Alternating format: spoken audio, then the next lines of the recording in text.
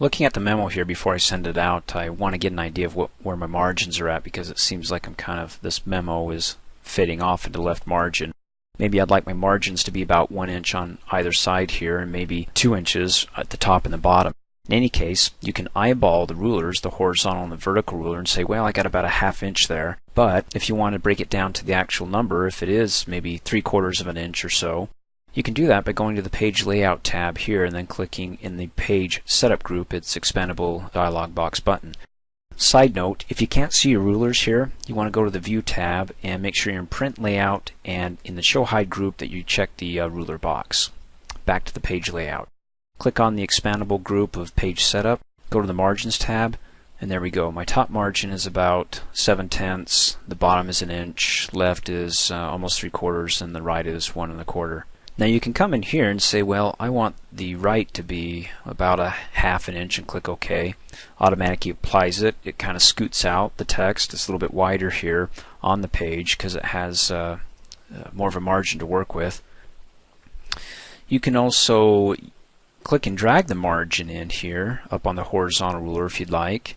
And then of course over here it's a little bit tricky because you got to get rid of your left indent by dragging it out of the way and then clicking and dragging everything over. I'm going to undo that here a couple of times so I'm back to where I began almost.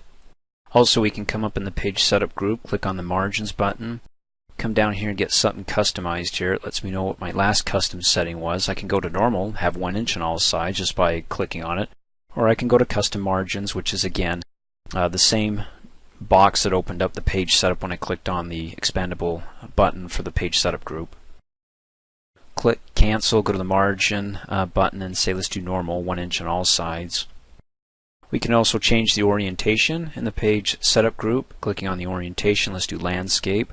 So now I have width more than height, and I can scroll down through here, take a look at it. Looks fairly nice.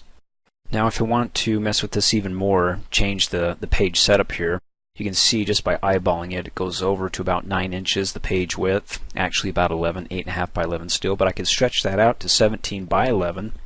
All I have to do is click on the expandable button for the Page Setup group, come over to Paper tab, and then I can change this to 17 for the width, hit the tab key, and let's say it'll be 11 for the height, hit the tab key. You do have some defaults down below.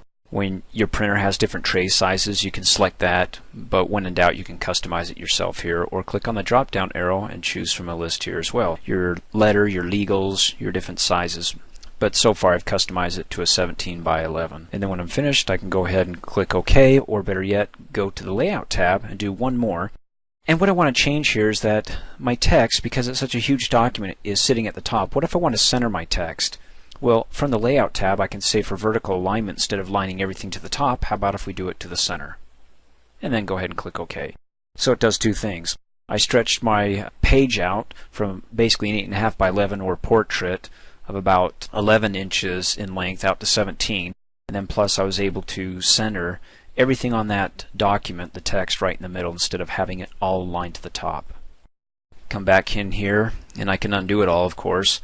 One final note is that when you look at your document and the text is a little bit tiny but it doesn't fill the width of your page, you can go to the View tab and you can say that you want to go to page width so it fills the screen as much as it can here. Or you can go back to 100% or the width of the page.